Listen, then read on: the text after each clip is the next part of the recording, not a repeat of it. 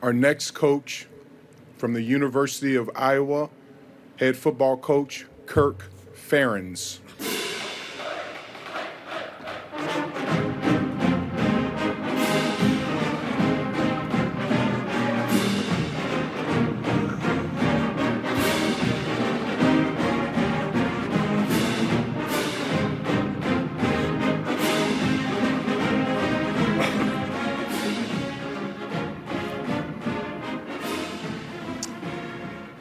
Appreciate that, Commissioner, and great to have Commissioner Warren in the conference. Good morning to everybody, and certainly outstanding to be in person. Even better to be in a football environment like this. So kudos to the Big Ten for setting this up. This is my 23rd media outing now since I've been at Iowa. I guess 22nd technically. Last year was a little bit of a blip in the radar, but I've certainly seen a lot of changes during those 23 years, and then also a lot of things really haven't changed. And as far as our approach at Iowa, not much has changed. We've always been focused on trying to assist our student athletes being successful in the classroom, hope that they have a great career football-wise, maximize all their abilities. And I think most importantly, just try to help prepare them for the adult lives. And I think that's one great thing about college football. It really is a great vehicle to do that. Also, every year, and basically goes back to January, we all start new. It's a new season, new year calendar-wise, and a new team. And it's a real opportunity for all of us to be involved with great young people, an opportunity to help them grow, develop, and learn, and ultimately get prepared to compete in an outstanding conference like the Big Ten. It's just a really thrill. It's a great honor to be part of that. And I think the other aspect about it, obviously, it's like every year, especially at this time of year, there's a real mix of excitement for all of us, and I think also uncertainty, and that'll never change. Regarding our team, obviously just looking forward to getting started with them, looking forward to preseason practice when that goes. I know all of us want to know the answers right now. None of us do. I don't know how good we'll be this year, but I can say I really like our football team. I like the people on it. I like the way they've trained, the way they've worked going back to January, and the attitude that they've displayed on a really consistent basis. So happy about that. And I think like most seasons, team-wise, we have a mix of veterans, good, solid veterans, guys that have played and had success out there on the field in conference competition. We've got a good mix of youth as well. And like most years for us at Iowa, we're always concerned about our depth, and that's something we'll really be focused on basically at every position when we start up in August. And I really think that's the beauty of college football. I think it's why there are so many great stories in college football. We all have that opportunity to see how we can improve and grow as we go along.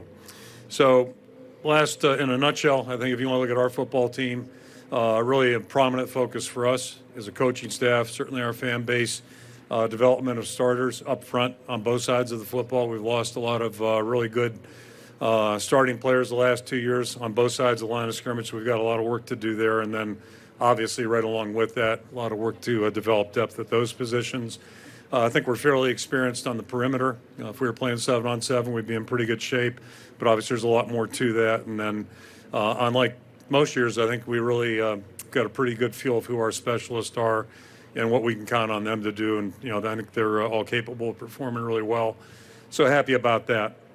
So, again, as I said, I just really like our team. It's been good to watch them over the course of the summer. It's been good for everybody to have a break, and they've got another break coming up here before we get going. I think we're all eager to start up here in 13 days, obviously. And like every year, August is a big, big month, not only to prepare for the season, prepare to be game ready, but just to continue to try to develop our team and see if we can't move forward. And we are a fairly young team. It was really evidenced in the spring, and so there's a great opportunity for us to show growth if we handle things right. The last couple of things here real quickly. It's unique this year for us to open up with a Big Ten scheduled opponent. That is unique. I know last year was an exception for all of us, but I think you have to go back, I believe, 1979, 1980, when Coach Fry was just getting started. I know they played Indiana, ironically, in 79. So we open with Indiana this year. It's something very different for us. And then the next week we play another team that's going to be nationally ranked. So we have two nationally ranked teams right off the bat. So that's certainly something that's got our attention. We know we're going to have to be at our best right off the bat, or at least attempt to be. And then the other obvious thing, just to be back in Kinnick with fans. I think that's one thing we all missed last year. One of my most vivid memories of the season was pulling up for our first game in West Lafayette, and nobody was on the sidewalks.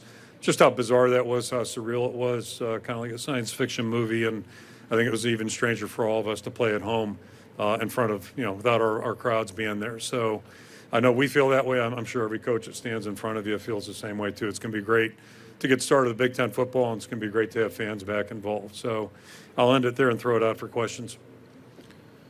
Okay, Coach Ferentz will take some questions down here on the left, right in the front.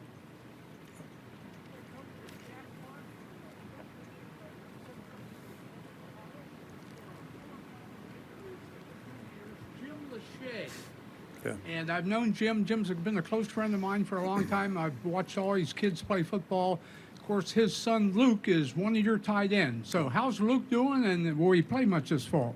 Well, Luke's a tremendous young man, first and foremost, despite his genetics. He overcame, no, I'm joking. Jim was a tremendous football player and is just a tremendous person. They've got a great family. But Luke's a guy we were really excited about in recruiting, and now after having him on campus, we're even more excited. He's done a great job. He's a young guy who's really developing quickly, and he plays a position, speaking of depth, where we don't have a lot of depth. We feel like we have a really quality tight end in Sam Laporta. But, yeah, Luke's got great opportunity in front of him, and we're really counting on him to help our football team this year. Yeah. 11 o'clock. Yeah. To your right. To your right. Hi, Kirk. Scott Docterman with The Athletic. Your last three multi-year starters at center all started games in the NFL last year. You brought Tyler Linderbaum to Big Ten Media Days. How does he stack up with them physically, and does he have NFL potential? So I got to think about who the last three guys were. I don't know, but yeah, we've been very fortunate. Even going back, I think about Bruce Nelson, most prominently, being a 3 or 4 year starter for us. Not all at center, but kind of got that string going. It's a critical position, I think, for most teams, and certainly in with our philosophy, we really believe you want somebody in there who really is capable of doing a lot of things besides blocking well. And I don't know if it gets any better than Tyler. He's just a tremendous young person, first and foremost. We were so excited about recruiting him, and fortunately for us, he was 15 miles up the road and had a connection that way. But three-sport athlete, tremendous student, just has a lot of pride in everything he does, and it shows in the way he practices. But then beyond that, the impact he has on his teammates, especially his line mates. And so we feel so fortunate that he's, our center right now. He's a great team leader. I think an outstanding football player, and there are an awful lot of them in this conference. And he joins that list. So it's just great to have him right in the hub of things, because it's like baseball. It's really helpful to be strong up the middle. To your left. Hi, Kirk. Chad Leistico, Des Moines Register. Okay, I hear you. I don't see it. Okay. Yeah. With the news of the week being Oklahoma and Texas kind of pushing to join the SEC potentially, as longest tenured coach in college football, I guess, kind of what thoughts are racing through your mind on that topic? Yeah, so I flash back to the early 90s, actually. Kevin White, who is retiring now from Duke, long-standing, tremendous athletic director. Kevin was the man that hired me up at the University of Maine, and I remember him talking about, the impact of television, conferences, realignment, all these things. And I mean, he was talking about Calculus 3, and I was in Algebra 1, basically.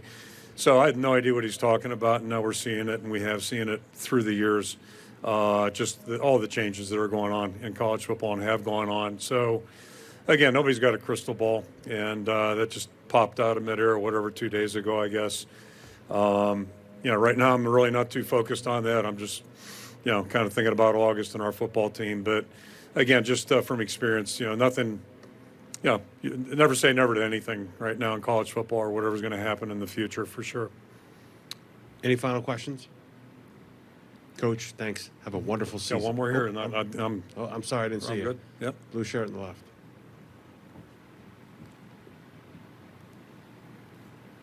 Yeah, Kevin Brockway, CNHI Indiana.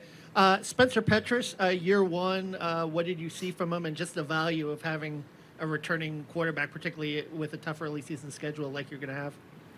Yeah, appreciate that question. Historically, these last 23 years, we've had a lot of success with first-year starters. I think back to Brad Banks in 2002, Nathan Chandler the next year, and then Drew Tate following year. So, we've been very fortunate in that regard. And I think the big difference between Spencer taking over as a first-year player versus those guys or anybody else since that time, Spencer wasn't afforded the luxury of going through a spring practice as our starter or a normal preseason practice the month of August. So I thought he did remarkably well considering the obstacles that he had overcome. And me personally, I thought his highest, the best game I saw him play, or the most gratifying game as a coach, was at Illinois, where he probably couldn't have played much more poorly in the first half and really put us behind the eight ball, and yet came back in the second half and played just tremendously well. And I think it was a great learning experience for him. I think it also was very revealing in terms of how he's wired and how he's built. He's a really resilient guy. He's a tough-minded guy, extremely conscientious. So as a coach, when you see things like that, it really makes you gain some confidence. And I also, as a coach, we get witness to just how committed he is to not only him being a good football player and being totally ready, but how committed he is to helping his teammates and being team-oriented. And so I continue to be really impressed with him. But like everybody else, he'll be competing in August, and it's going to be fun to watch that competition. But yeah, we all feel really good about him and have great confidence in Spencer. Thank you. Coach Ferentz, have an exceptional season. Thank you. Appreciate it. Thank you.